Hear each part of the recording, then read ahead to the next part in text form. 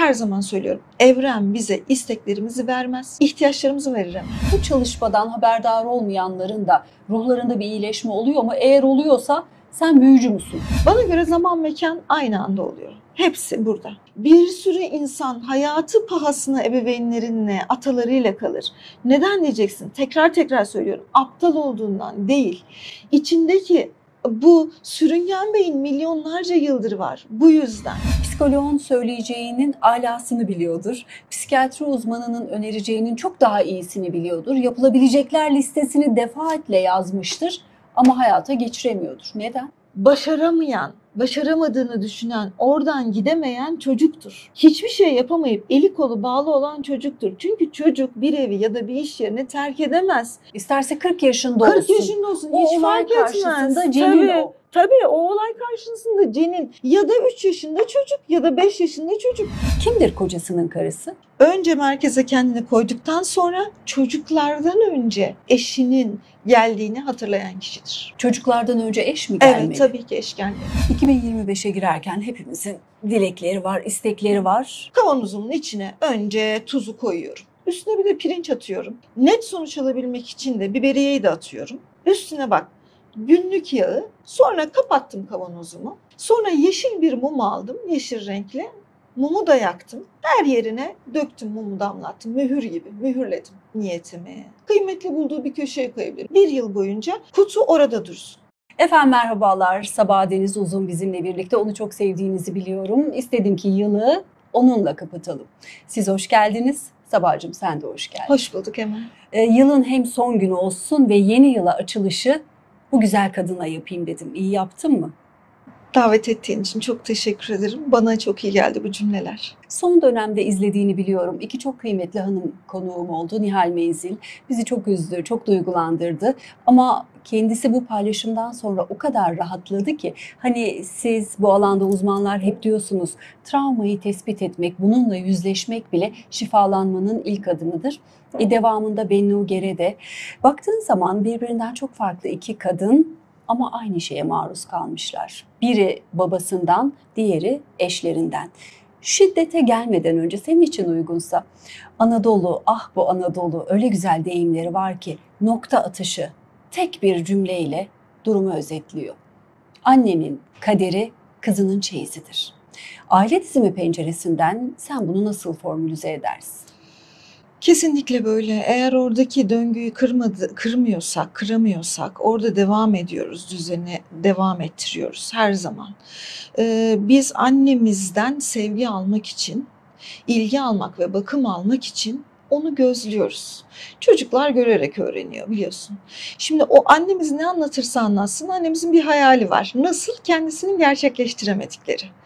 Onun hayalleri var ve öyle olmamızı istiyor, öyle yetişmemizi istiyor ama biz görüyoruz, onu takip ediyoruz. Ve annemizi kurtarma ihtiyacında oluyoruz. Neden biliyor musun bu kahramanlığı yapıyoruz? Çünkü biz ait olmak, sadakatimizi göstermek istiyoruz. Sadakatli olduğumuzu, ona bağlı olduğumuzu göstermek istiyoruz. Çünkü çocuk doğduğunda savunmasız, en zor büyüyen canlıyız biz. Bu en zor büyüyen canlı bakıma ihtiyaç duyduğundan dolayı annesine onun yanında olduğunu göstermek istiyor. Annesine onun yanında olduğunu göstermek için de onun kaderini kopyalıyor ve onu yalnız, çaresiz görüyorsa işte onu desteklemek için, ona kol kanat germek için, seninle birlikteyim demek için o çeyizi alıyor, evine yerleştiriyor. Bunu gayri ihtiyari yapıyor değil mi? Tabii ki. Yani tamamen. bilinçsizce. Kesinlikle bilinç dışında yapıyor. Şimdi birincisi annesinin erkek çocuğu olabilir. Kız çocuğu erkek çocuğu gibi davranabilir. Hatta annesinin kocası olabilir. Kahraman gibi davranabilir. Fakat Emel emin ol ki kendisine o annesinin acısını hissettiği, yaşadığı bir alan yaratacaktır. Bu ne demek? Diyelim ki annem çok acizdi, zayıftı. Ben de çok güçlü bir iş kadını oldum. İnanılmaz güçlüyüm, kahramanım. Hiçbir erkeğe eyvallah demiyorum. Annem gibi olmadım. Annem gibi olmadım. Ben bambaşka bir dünyadayım. Bakıyorsun ki Patronun yanında bu aciziyeti hissediyorsun. Ya da çocuğun olmadı, hiç çocuğun olamadı, hiç evlenemedin. Çünkü sen orada iş kadınısın ve annem gibi olmayacağım diye bir erkeği de aslında yanına almadın. Orada o aciziyet duygusunu, o kaybolmuşluğu, o çaresizliği kendine tekrar yaşatıyorsun. O kurtarma ihtiyacın bir şekilde senin kurtarılma ihtiyacına dönüyor. Biliyor musun? Bu kesinlikle böyledir. Hani sen ne kadar gölge ve personadan bahsediyoruz ya, senin personan yani dışarıda gösterdiğin yüzün ne kadar böyle güçlü, katı, başarılı, başarmış olsa da içinde başaramadığını hissettiğin alanlar tutarsın. Onun yasını tutarsın, zayıf hissedersin ve hayat sana her zaman anne ben de sen gibiyim dedirtir. Çünkü sen annenin acısını bir şekilde taşımak istiyorsun. Anneni yalnız bırakmak istemiyorsun. Ne kadar naif, ne kadar kırılgan, ne kadar insana ait bir şey değil mi? Hani birlikte olma, birlikte yürüme ihtiyacından bu oluyor. Çünkü insanlar genelde hep programlarda anlatıyoruz. Buna tepki gösteriyorlar. İşte Allah bizi bununla mı cezalandırdı? Hayır. Biz sevdiklerimizi yalnız bırakmak istemiyoruz. Düşünsene ben o kadar çok sevdim ki seni, kalbim akıyor. Yani sen bana hüzünlü bir sesle telefon açsan ben koşa koşa gelmek isterim. Bir de söz konusu olan annem ise ondan nefret bile etsem. Emel, şu anda şöyle bir hikaye var bende. Bir kızcağız geldi ve annesi babası onu bir kapının önüne bırakmış. İşte daha doğduğunda bırakmış ve çok güzel bir aile almış bizim oralardan. Sonra o ailenin hiç çocuğu olmamış, durumları çok iyi, her şeye sahip kız. Şu anda şu üniversite son sınıfa gelmiş, bana geliyor, hiç onları görmek istemem diyor. Bir taraftan da diyorum ki bu ihtiyacı hissetmiyor musun? Hayır, niye hissedeyim diyor. Bir taraftan da diyor ki acaba yolu nedir? Onlar ne yapıyordur? Neden bunu yaptılar bana? Aslında oradan hala görmek istiyor ve annesine sarılmak istiyor. Bak, hiç tanımamış, bir damla su vermemiş belki o anne ona. Fakat biz anneye ihtiyaç duyuyoruz. Yaşımız kaç olursa olsun. Dolayısıyla bu ihtiyacı da bazen anne ne yapıyorsa onu taklit ederek karşılamaya çalışıyoruz. Kız çocukta mı bu daha fazladır? Yani konuştuklarımız erkek çocuk için de geçerli mi? Erkek çocuk babadan daha fazla etkileniyor. Erkek gücünü babasından alıyor, kadın annesinden alıyor. Ama biz iki taraftan da hem erkek hem kadın öncelikle anneye bağlıyız. Dolayısıyla anneyi kurtarmaya daha çok meylediyoruz. Çok büyük bir yara yoksa annenin acılarına ortak olmaya daha çok meylediyoruz. O Erkek yüzden o çocuk çeyizi da satın babayı alıyoruz. mı kurtarmak ister, anneyi mi? Anneyi kurtarmak isteyebilir ama hayatında çeyiz kısmından bakarsak tekrar ettirdiği döngüler bir şekilde babanın döngüleridir. Büyük resimde baktığın zaman öncelikle babanın gücünü almak üzerine çalıştırırız. Ya da erkeğin döngüsü. Mesela anneyi kurtarmak istiyorsa da dayısının döngüsünü taşıyor olabilir. Ya da annesinin babasının döngüsünü taşıyor olabilir. Yani anne tarafındaki erkeklerin tarafını daha çok taşıyor olabilir üzerinde. O tarafı öncelikle araştırmaya başlarız. Ama erkek gücünü erkeğinden alır ve kurtarmak yerine orayı onurlandırmayı öğrendikten sonra çeyizi iade edersin ve kendi çeyizini yapmaya başlarsın. Kolay olmuyor hemen. Çünkü o kadar çok kurtarmak içgüdüsüyle hareket ediyoruz ki kurtarayım da sıra bana gelsin diyoruz. Bak bunu sadece çocuklar yapar. Hani şöyle düşün, küçükken annemizin gözüne bakıyorduk. Bizim çocuklarımız da yapıyor şimdi. Onlara durmadan şöyle diyoruz. Yavrum dur şimdi bu hafta çekimler bitsin, sıra sana gelecek. Ya da işte ben diyorum ki bu hafta derse gidiyorum, haftaya sizi tatile götüreceğim. Haftaya gidiyorum, başka bir işim çıkıyor. Ay dur şu taşınma bitsin, sıra size gelecek. Şimdi çocuk ne yapıyor? Anne orada neyle meşgulse şu sorunu ortadan kaldırayım, onu kurtarayım da sıra bana gelsin, birlikte olabilelim diyor. Dolayısıyla o yüzden o hikayenin içine girmeye meylediyor. Yani aidiyet istiyor, görülmek istiyor. Görülmek için de çeyize ortaklık ediyor. Onurlandırma kısmını anlamakta zorlanıyorum Sabah. Ne oluyor da o onurlandırma işlemini yaptığımda orada serbest kalan bir enerji ortaya çıkıyor? Ne demek onurlandırmak? Emel, sevdiğim bir insanı hep anlatıyorum. Ben günde kaç kere düşünürsün? 2-3 kez. Ama dün çok kızdım birisine. İçinde olanı da ona söyleyemedin. Ne oluyor? Bugün bütün gün onu düşünüyorsun. Tabii o döngüde. Dolayısıyla o enerjinin içinde ikiniz de dönüyorsunuz. O da oradaki sıkışmış enerjiyi biliyor. Sen onu her dakika düşünüyorsun. Dikkatin orada, o öfkede, o nefrette. Ve sen sürekli annene işte affetmedin. Annene işte 1 yaş arayla annenin çocukları oldu. ve annen sana gerekli bakımı veremedi. Şimdi sen annene öfkelisin bilinç dışında. Annene yardım etmeye çalıştın, kardeşinin bütün sorumluluğunu aldın. Annen yine de sana sırayı bir türlü getirmedi.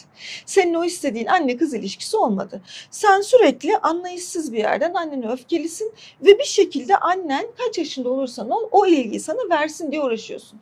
Gidiyorsun işte kardeşine baktın, kardeşini yetiştirdin, annene yardım ettin. Sonra annen hastalandı, Allah korusun ağır bir hastalık geçirdi. Hastalığın iyileşmesine yardım ettin. Ay annen evsiz kaldı, ona ev yaptın. Ama bir türlü sıra sana gelmiyor. Ne yapıyorsun sen?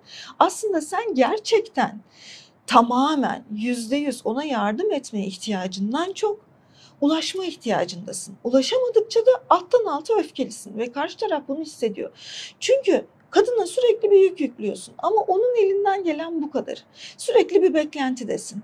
Beklenti, beklenti, beklenti. Beklenti ne kadar çoksa karşı taraf kapanma ihtiyacında oluyor.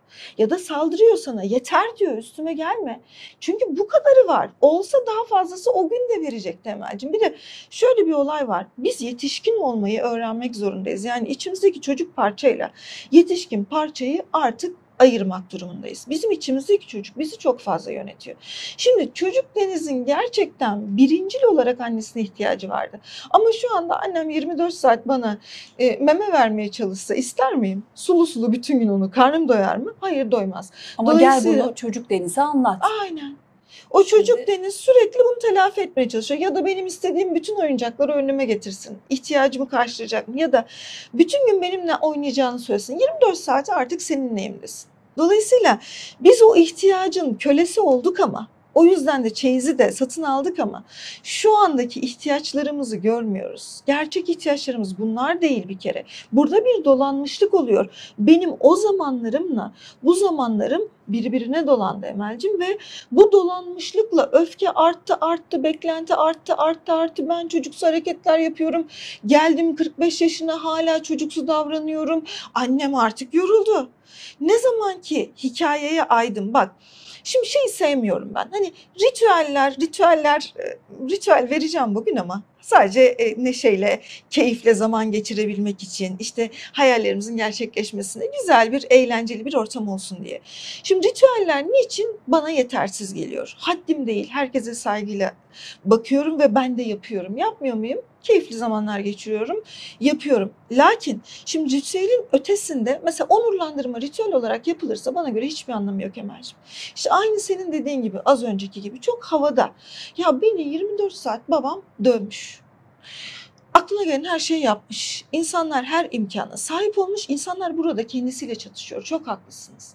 Yani burada anlamamakta ve içimizde bir çatışma yaşanmasında insanlar çok haklı. Çünkü ben de bunu yaşadım. Ben bu işe hep sana da daha önce anlattığım gibi babamla helalleşmek için girdim. Ve 5. senemde falan hocama şöyle demiştim. Hiçbir gelişme yok, hala uğraşıyorum demiştim. Çünkü ben onurlandırmayı ritüel olarak yapıyorum. Aile dizimde onurlandır dediler. Onurlandırayım. Hayır, öyle bir şey yok. Ben gerçekten algılayabildiğimde kalbimi açabiliyorum. Şimdi Nihal Hanım'ı Kesinlikle. izledin o videoyu değil mi? Kendisi annesiz büyümüş. Kızı annesiz büyümüş. Çok enteresan. Torunu da annesiz büyüyor. Torununa da kendisi bakıyor.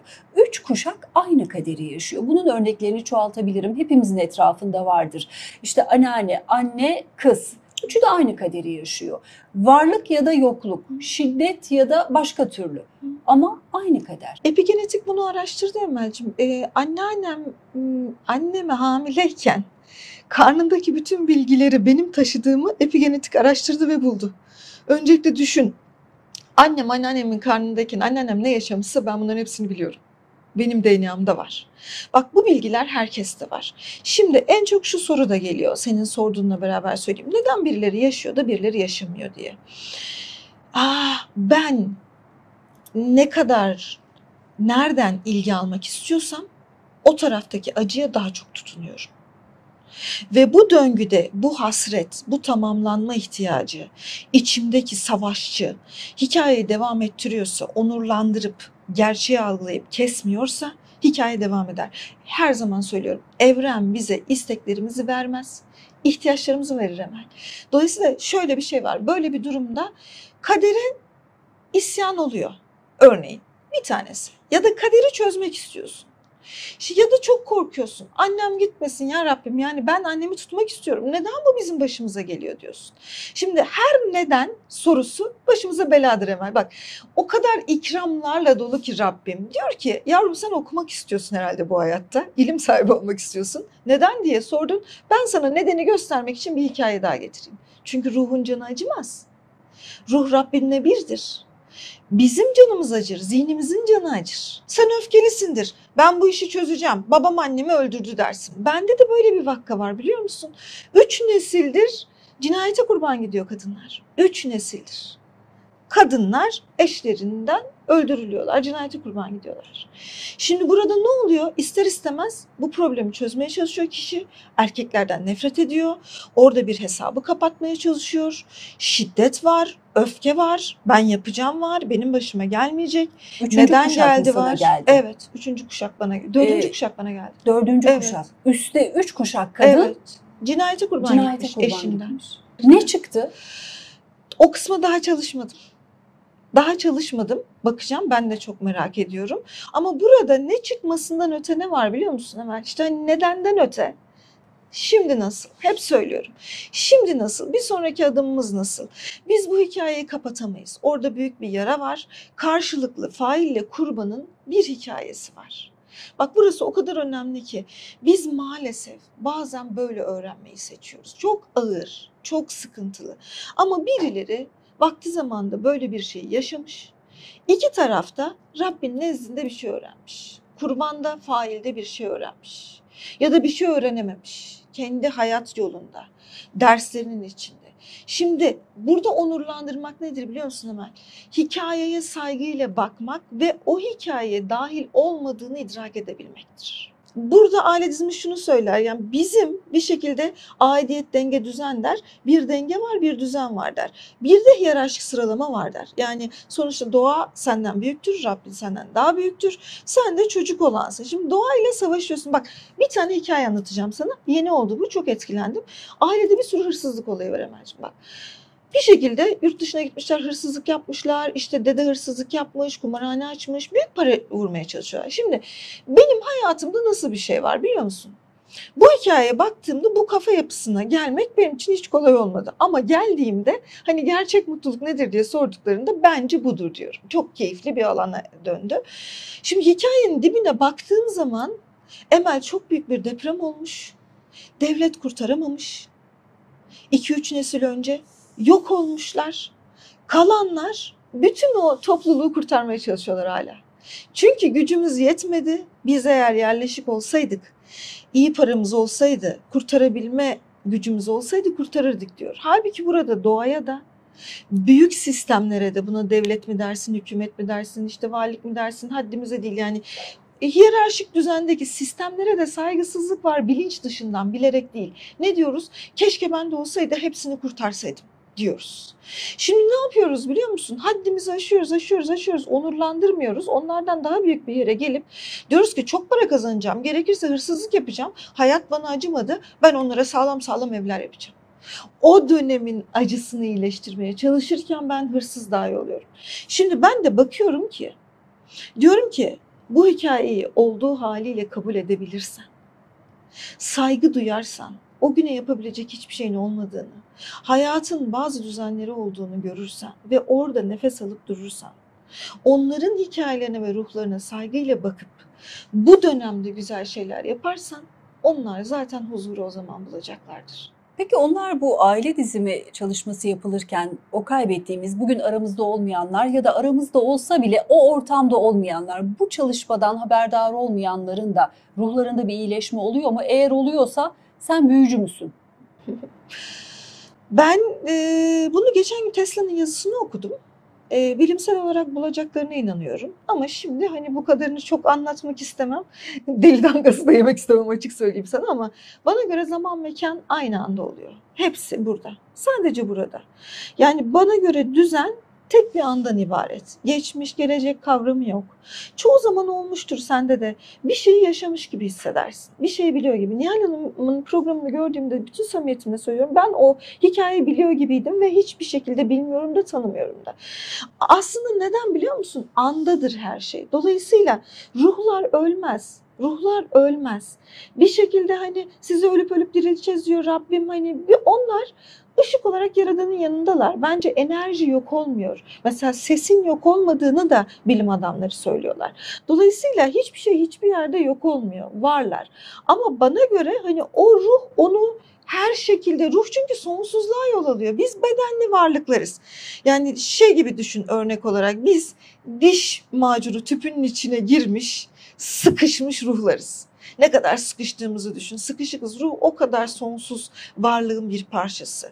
Dolayısıyla sonsuz sınırsız varlığın parçası olan ruh bana göre her yerde hisseder. Ama bunu sana ispatlayamam. Yani zaman sabit ve şu anda aslında olayı tedavi etmeye, bir şekilde iyileştirmeye çalışırken olayın kendisi de aynı zaman diliminde cereyan ediyor. Evet. Evet. Yani olay da Evet. o aynı zaman diliminde oluyor. Etmese de ettiriyoruz zaten biz ya. Hani devam ettiriyoruz aslında süreci ve insanları daha çok hırpalıyoruz aslında. Şöyle düşün bak. Anneannen öldürülmüş, cinayete kurban gitmiş. Ne çabaların içindeydi. Örneğin gitti tarlada, işte Adana'da pamuk topluyordu insancık. Neler yaşadı diyelim. Bizim Trakya'da savaşıyordu. Savaşın içindeydi bu kadıncağız ve bir şekilde kocası savaştayken yok edildi diyelim. Her toprağın bir acısı var. Her coğrafyanın bir acısı var. O kadın niye savaşıyordu? Niye pamuk topluyordu? Yavruları, torunları rahat etsin diye. Sen diyorsun ki nine sen üzülme, ben de kendimi öldürtüyorum. Nine ne hisseder sence? Bizim yavrumuz dese ki anne sen üzülme ben de aldatılıyorum dese bana mesela. Ben dolandırılmışım, aldatılmışım. Şiddet görmüşüm. Ben ne hissederim? Ciğerim yanar. Derim ki ya ben o kadar kahrı niye çektim? Sen rahat et, huzurlu ol diye sesimi çıkartmadım, hayatımı değiştirmedim, senin standartlarını değiştirmedim. Dolayısıyla durmadan burada çakıldığımız sürece hiç kimse rahat etmeyecektir. Rahat ve huzurlu olmak için değişim dönüşüm bir şekilde bir yerden başlatılmalı diye düşünüyorum. İşte bu özgürleşme olduktan sonra sen çalışmayı yapmanın arkasından mesela rüyasında gören oluyor mu? Sana gelip anlatan oluyor mu? Daha somut örneklerle bunu dile döksek. Sana o kadar çok örnek verebilirim ki o an annesiyle çalışmış ve annesiyle bir onurlandırma ya da işte orada çözülüm gerçekleşmiş. 40 yıldır görüşmüyorlar ve telefonu o anda çalıyor. O kadar Aynı çok anda. örnek verebilirim. Yazabilirler yani yayının altına çoğu öğrencim yazabilir. Bunu o kadar çok yaşadım ki. Partneri, eski sevgilisi geri dönüyor, işte özür diliyor bir şekilde. Çünkü kalben onu anlıyorsun. Bak anlayış her şeydir. Birbirimizi anlayabildiğimiz sürece biz birbirimize zaten kalp açıklığıyla bağlanmak istiyoruz. İnsan bağlanmak isteyen bir canlı. Biz öbür türlü bağımlanıyoruz. Düğüm oluyoruz. Sürekli suçluyoruz çünkü karşı tarafı. Karşı tarafta sürekli savunmada kalıyor. Gardını almış. Böyle bir şekilde miğferle geziyor.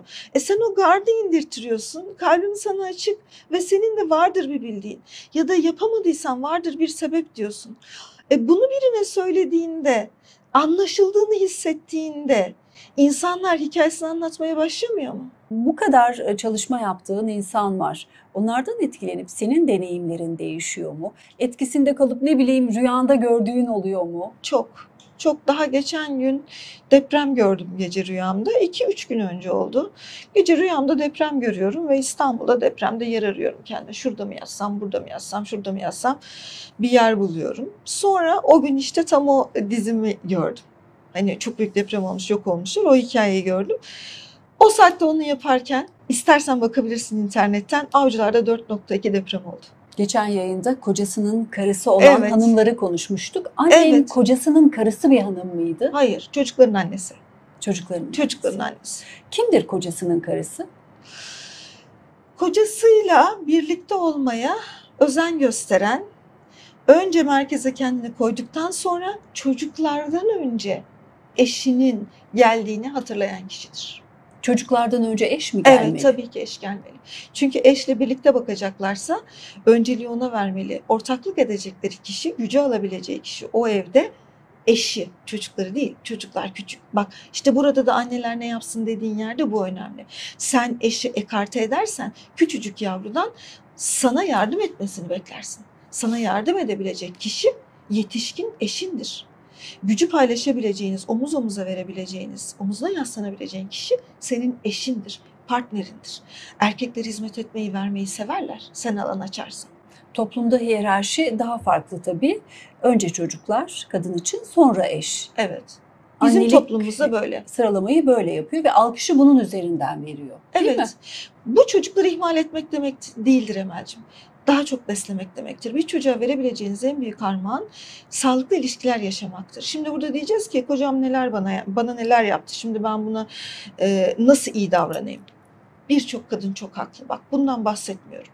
O zaman ayrılabilmek, gidebilmek, sana uygun ilişkiyi yaşayabilmek ya da ilişkisizliği seçmişsen kendini merkeze koyup bu durumundan şikayet etmeden bu halinde kendinle barışık olabilmek çocuğuna verebileceğin en büyük armağandır. Şunu çok duyuyoruz. Evet, ne yapması gerektiğini aslında biliyor. İçinde olduğu durumla ilgili yapabilecekleriyle ilgili fikri var ama harekete geçemiyor. Bu aile diziminin konusu mudur? Tam konusudur. Psikoloğun söyleyeceğinin alasını biliyordur. Psikiyatri uzmanının önereceğinin çok daha iyisini biliyordur. Yapılabilecekler listesini defaatle yazmıştır ama hayata geçiremiyordur. Neden?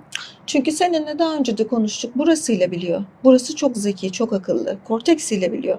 Ama buradaki sürüngen, ilkel benlik, küçücük bir şey göstereceğim. Bak burada annen var. Burada da babam var bak. Birisi kadın, birisi erkek bunların. Böyle koydun. Ve kendini de koy. Buradasın.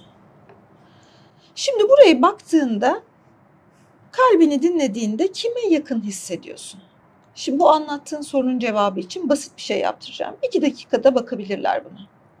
Kalp gözüyle bakarlarsa. Şimdi gittim ki anneme yakın hissediyorum. Şimdi annemin değiştiremediği acısı içinde bir şey koyuyorum. Bak anneme yakın hissediyorsam. Tamamlayamadığı hikayesi, yarım kalmış hikayesi, değiştiremediği, içinden çıkamadığı yası acısı içinde bir şey koyuyorum. Şimdi ben anneme yakın hissediyorsam aslında bu acıyla da ne yaptım? Yapıştım. Anlıyor musun? Ya da babamla ilgili. Asıl şimdi burada diyelim ki değiştirebileceği bir durum var. Örneğin iş durumu ya da eş durumu. Kişinin işte atıyorum eşinden ayrılmak istiyor, şiddet görüyor ya da işinden ayrılmak istiyor, az parayla çalışıyor. Bu insan burayı bakmıyor ki Emel'ciğim. Ya da burada da yaşam var. Yaşama bakmıyor ki. Hala o uzun uzun anlattığımız o çocuk parçası babasından sevgi alabilmek için babasının da ayrışamadığı, çıkamadığı, içinden çıkamadığı büyük acısı, derin acısına yapışık olduğu acısıyla da bağlantılı. O burada, bu hikayede değil maalesef. Kendi Yaşamda da hikayesinde değil, kendi hikayesinde değil. Onun çocuk parçası bırakamaz. Şimdi burada şunu getiririz. Başaramayan, başaramadığını düşünen, oradan gidemeyen çocuktur. Hiçbir şey yapamayıp eli kolu bağlı olan çocuktur. Çünkü çocuk bir evi ya da bir iş yerini terk edemez. Çünkü tek başına bir şey yapamaz. Onun çocuk parçasıdır. Hatta Emel'cim bak bunu çok güzel örneklerle ben gördüm. Anne karnındayken, çocuk anne karnındayken anne sürekli şiddet görüyor. Daha orada sinir sistemi yapılanırken bile bir şekilde zaten burada anne karnında olabilir kişi. O hikayeyi öğrenmiş, hiçbir şey yapamıyor, orada darbe var ve o sadece böyle kalmış. Bir sürü insan yatakta bile böyledir. İsterse 40 yaşında 40 olsun. yaşında olsun, O hiç olay fark etmez. karşısında cenin Tabii, o. tabii o olay karşısında cenin ya da 3 yaşında çocuk ya da 5 yaşında çocuk. Nereye gitsin bu çocuk söyler misin bana? Sen şimdi zannediyorsun ki burasıyla gidebilmelisin. Doğru Ya da yol o. gidebilmeli. Ha, bu hemen o işi bıraksın. Ha, hepimiz birbirimize çok güzel akıllar veririz, eleştiririz. Kızım sen neler okumuşsun, neler okumuşsun. Elinde ne maharetler var. Bırak o işi sen. Bak burada hazır iş var. Ama burada o onların acısına uygun atıyorum onlar hep iflas etmiş, hep fakir kalmışlar. Onlar oradan hiç çıkamamışlar. Onları bırakmam diyen, sizi bırakmayacağım diyen, bu düzenin içindeyiz diyen, kendi başıma hiçbir şey yapamam ben, aidiyet, sadakatle buradayım diyen bir sistem var. Bak hayatın pahasına. Bir sürü insan hayatı pahasına ebeveynlerinle, atalarıyla kalır. Neden diyeceksin? Tekrar söylüyorum. Aptal olduğundan değil. İçindeki bu sürüngen beyin milyonlarca yıldır var. Bu yüzden. Çocuk parçasının savunmasızlığından orada donmuş, bak bir travma yaşamış, donmuş. Somatik deneyimlemede bunu yaptırırlar. Bak ben somatik deneyimleme çalışmalarına katıldım. Yıllarca hep anlatıyorum. 3 yıl bunun eğitimini aldım. Çok güzel hocalardan. Ve Amerika'da özellikle psikiyatristler hep o beden çalışmaları yapanlarla çalışır. Çünkü beden kayıt tutuyor. Sen de biliyorsun. O kayıtta da bedenin hafızası var Emel'ciğim. Orada şoka girdi mesela. Ben işte babam mesela vurduğu zaman ben hep böyle yapardım. Öyle bir savunmasız kal gelen biri gelir bana bazı yerlerde. Biri hızlı konuştuğunda ben böyle donarım. Akşamları yürürüz biz geç saatte İsmail'le her gece. Saat 12.30 birden sonra hızlı yürüyen biri olduğunda eline hemen sımsıkı yapışırım hemen. Dişimi sıkarım falan. İsmail ne oluyor der. Sanki o hep böyle babamın hızlıdan gelip çarptığı zamana giderim biliyor musun? Bedenin algısında o hafıza var. Sonra başlarım işte bedenime söylemeye. Sakin ol, dışarıdasın, güvendesin, eşin yanında, bak seni kollayacak birisi var, başka bir ortamdasın, şimdi başka bir dünyada izlerim. Beden algımla gider çalışırım örneğin. Gevşetirim, rahatlatırım, rahat bir alan bulurum. Sonra mesela bu bebeklerle sürekli oynarım ben kendi kendime biliyor musun? Benim masamda sürekli dururlar. Ve aile dizimin 1. sınıfında sırf bunlarla çalışmayı öğretiyoruz. Kendimiz evde çalışabilelim diye, oyun oynayabilelim diye, oyuncu parçamızla. Sonra ben alırım bunu, derim ki savunmasız parçam mı? Biraz kalırım. Bak burada işte öz şefkat çok önemli. Biz ne yapıyoruz? Herkes şunu çok dövüyor. Ya herkesin şununla çok derdi var Emel'im. Şununla ve şununla, şu küçük, hatta ergen parçasıyla. Ergenlikte bir şey olmuş, oradan çıkamamış. Çocuklukta bir şey olmuş, kendine yetemediği için çıkamamış. Fetus zaten Allah'lık. Şimdi biz gidiyoruz, burada bir hikaye var. Buradan çıkamamışız, doğumda sıkışma yaşamışız. Oradaki sıkışmada kalmışız. Doktor demiş ki ya anneyi kurtarın ya çocuğu. Ondan sonra baba demiş ki anneyi kurtarın, çocuk ölürse ölsün. Çocuk orada tercih edilmediğine karar vermiş, donmuş. Anneyi kurtarmaya çalışıyorlar, hasbelkader kurtulmuş. Şimdi orada o donan beden hafızasında bütün bilgiler burada. Ve sen tercih edilmediğini hissettiğin bir yerde aynı böyle burada dona kalıyorsun. Hep tercih edilmeyen kişi oluyorsun. Çünkü orada da anne tercih edilmiş. Senin içindeki bebek böyle yatıyor ve Allah kerim kurtarılırsa kurtarılıyor. Şimdi sen buradakine gidiyorsun, diyorsun ki aptal, tercih edilmek için mücadele etmedin. Sen bunu hep yapıyorsun. Gerizekalı, kalksana ayağa, elinde bir sürü diploman var. Arkadaş o bebek. Sen bak bakalım hangi zamanın. Sen kendine şefkat vermeden el alem seni niye tercih etsin? Sen kendini kendi içindeki yaralı yerleri görmeden, onlara şefkat vermeden, gidemediğinde onun sadakatine saygı göstermeden, onurlandırma sadece anneye babaya değil, buradaki zamanla, buradaki olamayan, yaşanmış, yaşanmamış bütün hikayeye de olmalıdır. O zaman kendi parçalarımı da onurlandırmam Tabii gerekiyor. ki Doğru mu saygı anladım? duymam gerekiyor. Onun hikayedeki acısını görmem gerekiyor. Gidemediği zamanları algılamam, anlamam gerekiyor. Belki bir gün, belki bir dakika, belki bir yıl. Onunla çalışmam gerekiyor hikayenin büyüklüğüne göre. Daha yeni dün bir hikaye dinledim. Baba hayatı boyunca 2 eşli, 3 eşliymiş. Hatta ev açmış diğerine de. Diğerinden de çocukları var. Resmi nikahlı annesi var. Anne hayatı boyunca bu eşi bırakamamış. O 2 eş, 3 eş hep devam etmiş. Şimdi anne kadınları da biliyormuş, evleri de biliyormuş, çocukları da biliyormuş. Hiçbir yere gidememiş. Adam şimdi dün tam böyle onu aldattığını fark ettiği bir kadından gidecek Emel'cim. Gitmiş de, yakalamış da. Şimdi bana geliyor diyor ki her şeyi mahvettim. Mahvettim, ben çok kötü biriyim Saban. Ben aslında diyor koskocaman adam, çok zeki, 3 yaşında okumayı yazmayı sökmüş, düşün inan bana. Fakat burada koskocaman adam orada aciz. Diyor ki ben mahvettim her şeyi. Sen ne yaptın diyorum, mahvettim diyor. İdare edebilirdim, onu anlayabilirdim, belki de öyle değildi diyor. Halbuki o kadar zeki adam onu yakalamış aslında. Neden onu yapıyor biliyor musun? Çünkü annesi ne dedi ona? Ben kaldım. Böyle durumda kalınır. İlişki bozulmaz. Şimdi o ne yapıyor? Diyor ki onun diyor gönlünü almak için her şey yapmalıyım. Çünkü anne hep öyle yaptı. Kocası dedi ki senden dolayı öbür kadına gidiyorum. Kadın ne dedi? Tamam dedi. Yani küçük çocuk parçası ilişkide erkek böyle bunu yapıyor. erkek yapıyor. Çünkü anneyle kalan erkek oymuş. O da annesinden öğrendiğini devam ettiriyor. Ve hani burada devam eden hikayenin içinde annesi gibi kalmaya çalışıyor ve hem kaldığı için kendi hem çok kızgın hem de gittiği için de kızgın. Hani hem bir taraftan kalıyorum, aldatılıyorum, hissediyor bunu. Niye kalıyorum'a kızıyor. Bir taraftan da ya bıraktım, aslında bırakmamalıydım, idare edebilirdim. Belki ben suçluydum diyor. 2'ye bölünmüş. Evcilik mi oynasınlar? Evcilik oynasınlar. Kesinlikle oynasınlar. İçimizdeki çocuk bizi yönetiyor çoğu zaman. içimizdeki çocuğun sesini dinlesinler. Bu oyunu oynarken oyunu kurdum. Doğru tespitleri yaptığıma nasıl anlarım? Çok mu önemli doğru tespit? Önemli olan orada yaralı bir yere dokunduysan onun ihtiyacını görmek değil mi Emel'ciğim? Doğru tespitten öte buraya gittiğimde bu kızın çektiği bir anda aklıma geldi. Ve orada çok büyük bir acı vardı. Zaten o iyi ya da kötü görülmek istiyordu.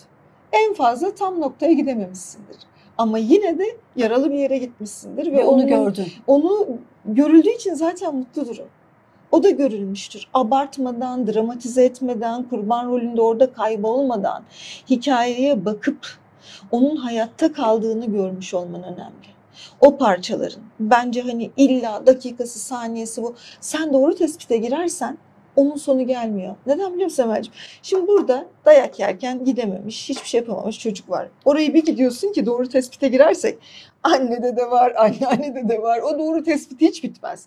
Yakaladığın yerde güzel bir şefkatle akan bir enerji yakalamışsan, arkadan buradaki alanda şöyle bir açılım olmuşsa benim için iyi yerde. Ne yapsın? Onu Karşılaştı. anlasın, onu anlasın. Acıyarak Konuşsun değil. mu? Konuşsun, anlasın ama. Yani şefkatle anlasın. Hani böyle bu yüksek bir yerden değil de ona sorsun mesela, iç sesine sorsun. O gün neye ihtiyacın vardı? Gerçekten neyin görülmesini isterdin? Ne görülmedi? Ne olsa sana iyi gelirdi? Şimdi sana bunları ben verebilirim desin. Bir süre orayla çalışsın. Meditasyon yapsın, o kızı o sevsin. Şimdi senin ihtiyaçlarını görüyorum desin. Buradaki hikayeyle hiç uğraşmasın. Önce burada. Bugünle değil. Evet. O günle. O günle çalışsın. Önce burada o kızı bir yumuşatsın, ihtiyaçlarını görsün, ihtiyaçlarını karşılasın, ona gücünü göstersin. Annen sana yetemedi. Örneğin orada baban şiddet gösterdi. Annen sana yetemedi. Ama şimdi ben sana yetebilecek kadar güçlüyüm. Sana yer yaptım. Kalbimde bir yer var örneğin. Buradayım. Seni görüyorum. İhtiyaçlarını görüyorum. Bak inan hayatında onun ihtiyaçlarını gören insanlar bile değişecektir. İhtiyaçları görülecektir. Söz veriyorum denesinler. Bana yazsınlar. Şimdi yeni yıla bağlarsak bu işi biz de niyetleri niye yapıyoruz? Ben onu mesela neden insanlar bu çalışmaları yapıyor, ritüelleri, niyetleri? Biz şimdi kolayca alabileceğimiz bir şey için niyet yapabiliyor muyuz? İşte herkes bütçesine göre. Atıyorum telefonu kolay alabiliyorsa telefon alayım diye yazmazsın. Ama hayatta alamadığın bir modelse kurtarılmayı beklersin, yazarsın orayı. Allah bana versin, annem versin, arkadaşım hediye versin, piyango çıksın. İşte hiç hayatta alamayacağın bir evi yazarsın. 1+1 ev alacak paran varsa hiç niyet listene yazmazsın mesela. Oradan başlayalım. Orada her zaman 2025'e girerken mutlaka bunu denesinler. Kurtarılma ihtiyacı olan birisi var zaten. Yani niyet ritüellerin hepsinde bir kere önce kurtarılma ihtiyacında olan parçayı görmelisin ki niyetinin önü açılsın. Biz neden niyet çalışması, ritüel çalışması yapıyoruz, istiyoruz, adaklar adıyoruz? Sen normalde kolayca alabildiğin bir bluz için ya da iş değiştirebiliyorsan kolayca girebildiğin bir iş için niyetler, adaklar bilmem neler yapıyor musun? Yapmazsın. Gider başvurursun ve girersin ama zaten oluyor dersin. Ritüeli yapmadan önce işte o yaralı parçanla mutlaka konuş ve orayı şifalandır. Ondan sonra niyetini yap. Kurtarılmayı bekleyen parçalarınla konuş. Kurtarılmayı bekleyip hatta küçüklüğünde o ihtiyacı, kurtarılma ihtiyacı görülmemiş bütün duygularınla temas kur. Ve görülmemişliğinin öfkesi varsa onu da yaşa. Otur kendi kendine yastığa vur. Patlat. Nefret ediyorum sizden, beni görmediniz de küçük parçanla. Sonra da gör ki onların da zaten ihtiyaçları hiç görülmedi. Ben anneme kızsam ne olur Emel'cim ya. 11 yaşında kardeşi öldüğünde anne olmuş benim annem. Kim ihtiyacını görmüş ki o ihtiyaç görmenin ne olduğunu bilsin. Babama nasıl kızayım ki, okula diyor lastik ayakkabıyla giderdik. Dize kadar çamurdu, lastiklerim kalırdı. Çok güçsüzdüm, ağlardım diyor. Lastiksiz çıplak ayakla gidermiş. Şimdi onun benim ihtiyacımı görmedi diye. Küçük çocuk ağlar, kızar, anlamaz onun ne çektiğini. Ama benim önce o öfkeyi yaşadıktan sonra yetişkin parçam onların görülmeyen ihtiyaçlarını da idrak edebilecek kadar büyüdü. Şeyi anlamakta zorlanıyorum. O küçük parça bir duygu sıkışması anladığım kadarıyla. Şimdi anne karnından örnekler verdin. Ben anne karnında ya da doğum esnasında neler olduğunu bilmiyorum. oraya dair bir sıkışmışlığım varsa ben bunu tespit edene kadar onun nerede durduğunu bilemem. Nereden anlarım bu sıkışmışlıkları? İnsanlar kendileri karar verecek. Ben her şeyi deneyim diyorum. Hani hepsi bir sınav diyorum. Hani hatalı olan yerde de, ama sadece aile dizimi için değil, bütün konularda. Şimdi herkes işte bu duyguya bak, çocukluğuna git falan diyor. Şimdi benim derdim yoksa oturduğum yerden duyguları tespit etmeye çalışmayayım. Çünkü hayat çok güzel. Bunu da özellikle söylemek istiyorum Emel'cim. Çoğu insan hayatı yaşamayı reddetmek için, burası hayatsa eğer, bunlarla oyalanıyor. Ya 5 yaşımda ne olmuş, 3 yaşımda ne olmuş? Sanki bir moda gibi oldu son dönemde. Bence hayatın kendisi moda olmalıdır. Her gün çok güzel. Ama bir sıkıntım varsa ve bu sıkıntı tekrar ediyorsa, sürekli döngü halinde önüme çıkıyorsa, bir arkadaşımla yaşadım, diğer arkadaşımla yine yaşıyorum, bir işte yaşadım, yine yaşıyorum, yine yaşıyorum. Bil ki işte tam burada bir sarmal olmuş döngü vardır ve bunun derinine bakmak gerekiyordur. Bunu böyle teşhis edebiliriz. Geçmişte bir yerde sıkışıp kaldım ve o döngü beni yönetiyor. O zaman diliminde kaldığım yerdeki kişi, benim Deniz olan parçam, beni yönetiyor. Ben artık o yöneten parçayı yönetebilmeyi öğrenmeliyim. Bunu demek de çok zor. Bunu demektense hayatımızdaki kahramanlara atfediyoruz. Kocam yüzünden, babam yüzünden. Kaçımız bendeki o parça diyor ki? Yapsınlar, onu çocuk yapar. Çocuklar vazoyu kırdığında ben kırdım demezler. Bizim ev, geçen gün bir baktım, büyük bir vazo vardı evde. Kırılmış tamamen. Ama nasılsa tutturmuşlar. Kimin kırdığını hiç bilmiyoruz. Şimdi kimse itiraf etmedi, ne zamandır kırık onu da bilmiyoruz. Şimdi genelde çocuklar ben kırdım diyemez, o kırdı der. Ya da işte çikolata vardır bir tane, misafir gelecektir, onu kim aldı diye kimse söylemez, yemiştir birisi. Dolayısıyla bu çocuksu parçamız. Eyvallah. Şimdi birini suçlamak ya da sorumluluğu başkasına vermek ona hizmet ediyorsa ben bunu okeyim. Yani buna okeyim. İstediği gibi bu hikayede burada kalabilir kişiler.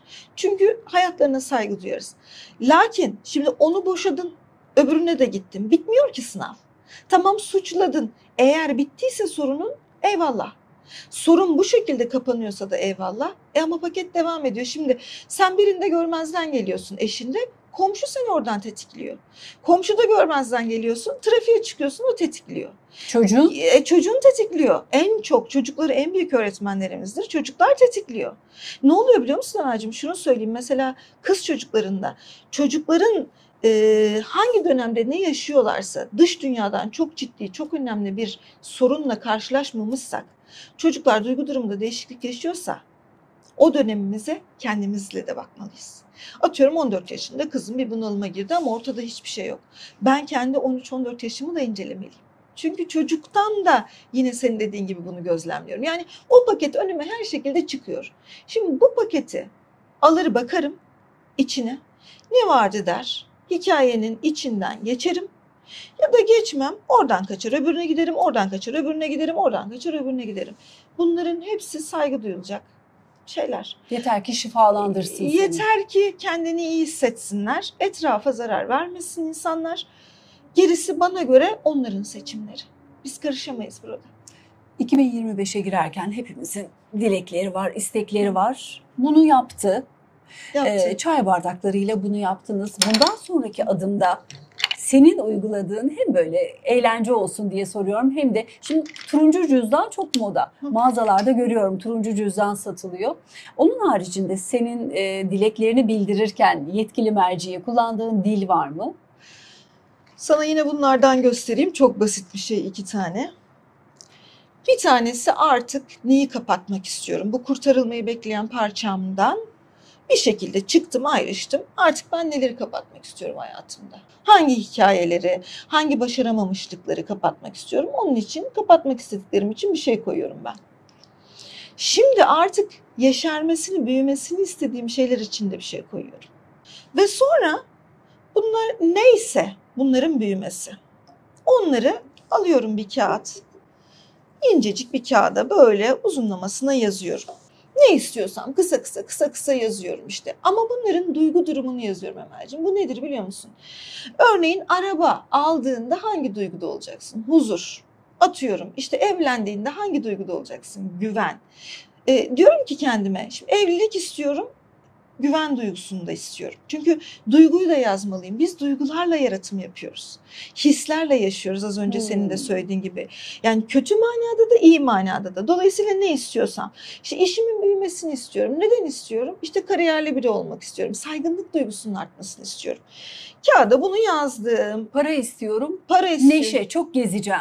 Evet, Herkes seyahat için, ve neşe. evet, herkes için farklı çünkü. Duyguyla ataçlayıp öyle yazmak gerekiyor. Kesinlikle. Neden Onu biliyor musun tespit Emel'cim? etmek lazım. Belki çekilişte bir tatil çıkabilir. Böyle yazarsa bonusları çok daha fazla olacak. Evet. Ya mesela güvende hissediyor. Belki de gerçekten hayatı boyunca evlenmek istemiyor kişi. Güvende olma duygusunu yakaladı. Çok güzel bir ortamda, bir iş yerinde güvende hissediyor ya da bir apartmana taşındı. Dedi ki benim şu andaki gerçek ihtiyacım bu değil. 5 sene daha bekar kalacağım, uzmanlığımı yapacağım. Diyelim kişi doktor örneğin mesela. İşte o duyguları da yazdığında bonuslu güzel şeyler geliyor aslında. Şimdi bunu aldım, kestim. Uzunlamasına yazdım şöyle dar bir kağıt. Bir kavanoz alıyorum. Kavanozumun içine önce tuzu koyuyorum. Bak tuz koyuyorum ki negatif olan bütün bunların içinde negatif bir duygu hala kalmışsa, hala kurtarılabileceğime, mucizelerin olabileceğine inanmıyorsam o tuz yaksın geçirsin o negatif enerjileri. Üstüne bir de pirinç atıyorum. Ondan sonra pirinç de bu niyetlerimdeki duyguları böyle bollaştırsın, mısır patlağı gibi hayatıma getirsin diye. Bunları da düşüneceğim Düşünüyorum tabii. Pirinci atarken. Pirinci atarken. Sonra biberiye atıyorum. Biberiye netlik ve şeffaflık getirsin. Yani net olayım. Çünkü biz çoğu hayallerimizin olmamasının altında net olmamamız yatıyor. Bizim hayallerimizin gerçek olmamasında, çünkü biz aslında ay öyle mi olsa böyle mi olsa evlensem mi? Yok, güvende olsam aslında da evlenmem ya da arabamı istiyorum. Yok ya her yere park edilmiyor. Aslında işte uçakla gidebilsem arabaya gerek kalmaz, uçak bileti alayım gibi karışık oluyor kafamız. Dolayısıyla netlik, şeffaflık, net sonuç alabilmek için de biberiyeyi de atıyorum. Sonra bunu böyle rulo yapıyorum kağıdımı. İşte o kavanozun içine kağıdımı yerleştiriyorum Emel'ciğim. Üstüne bak günlük yağı döküyorum. Bak günlük frankincense oil deniyor. Günlük bizde bilirsin eskilerde de çok vardır. Mevlütlerde de yakılırdı. Bütün enerjiyi temizler. Günlük yağını da koyuyorum. İçine damlatıyorum. Güzelce kavanozumu kapatıyorum. Yağ soracaklar, günlük yağ. Günlük yağı. Günlük yağı. Günlük yakmak, günlük taşları vardır bilir misin? Sen beyaz beyaz mevlütlerde yakılır. Evet. Onun yağı da var. Yağı da damlatıyorsun. Sonra kapattım kavanozumu. Bak şimdi. Sonra yeşil bir mum aldım. Yeşil renkli. Mumu da yaktım. Sonra her yerine döktüm, mumu damlattım. Mühür gibi. Mühürledim niyetimi. Şimdi ben aile dizimci olduğum için benim evimde ataların ruhunun duasını alabilmek için bir köşe var Emel'ciğim. Yaşayanların, yaşamayanların meditasyon köşesi. Ben onu o köşeye koyuyorum. Ama herkes kıymetli bulduğu bir köşeye koyabilir. Mutfak bolluktur, mutfağa koyabilir. İstediği her yere bir yıl boyunca o kutu orada dursun. Tamam. Benim ata köşemde neler var? Babaannemin küpeleri var. Annemin sürekli Yasin okur benim annem. Annemin Yasin kitabı var. Ondan sonra babamın sevdiği bir heykel var örneğin. Büyük babamın tesbihi var mesela orada. Böyle onlardan hemen ben alırım, kenara koyarım. İşte onlara mesela ikramlık bazen bir şey koyarım. O gün dua ederim. Onların duasını alsın derim. Komşulara veririm bazen. Hurma mesela. Bir şey dağıtacağım. Bir niyetle bir şey dağıtacağım. Orayı koyarız. Ondan sonra alırız. O köşeye koyuyorum ben. Bir yıl boyunca orada duruyor. Ya onlar da Allah'ın izniyle, Rabbin izniyle, onların duasıyla kabul olsun diye o köşeye yerleştiririm. Sence evlerde olmalı mı ata köşesi? Ata köşesi olmasa da meditasyon köşesi, ritüel köşesi, dini bir köşe neyse, herkes neye inanıyorsa inancına göre mutlaka olmalı diye düşünüyorum ben. Çünkü orası güçlü alan oluyor. Bize güç verdiğini, destek verdiğini hissediyoruz. Mutlaka desteklendiğimizi hissediyoruz. Bunun gerçeği olmasa da maksat duygu durumunu güçlendirmekse, değiştirmekse orası güç almak için güzel bir köşe oluyor. Resimlerini koyabilirsiniz atalarınızın, aile fotoğraflarınızı koyabilirsiniz. Babanızın kardeşleriyle fotoğrafları varsa annenizin onları koyabilirsiniz. Bizim öyle resimlerimiz var. Kardeşimle küçüklüğümüzde resimlerimiz var. O köşe öyle duruyor. Aslında aileni, kökünü onurlandırmak demektir. Çünkü ben gücümü Rabbin izniyle köklerimden alırım. Her zaman. Yakınlarımızın hele hele birinci derecede aile bağımızın olduğu işte akrabalarımızın fotoğraflarını evde bulundurmak lazım mı? Onlarla göz teması iyileştirici bir şey mi? Lazım demeyeceğim Emel. Herkesin durumuna göre değişir. Örneğin birisi çok şiddet görmüş. Onları terk edip gitmiş annesi babası var. Nefret ediyor. Onu oraya aldığın zaman çok büyük bir sıkıntı da yaratabilirsin. Dolayısıyla bu hazır olmuşlukla, kalp gözüyle, kalp gözünün açıklığıyla, kalbinin ne dediğiyle, ihtiyaçlarınla çok bağlantılı. Yavaş yavaş kendinle çalışırken orada olduğunda rahatsızlık duymamanla, Sevdiklerinizle ve üzerinizde emeği olanlarla bunu bence yapabilir miyiz? onurlandırmak çok destekleyici olacaktır. Çünkü destek aldın. Sen bedenine sürekli bir şekilde kaynak, bağlantı oluşturuyorsun. Bak, dışsal kaynak onlar. O orada, o orada, o bana bunu yapmıştı.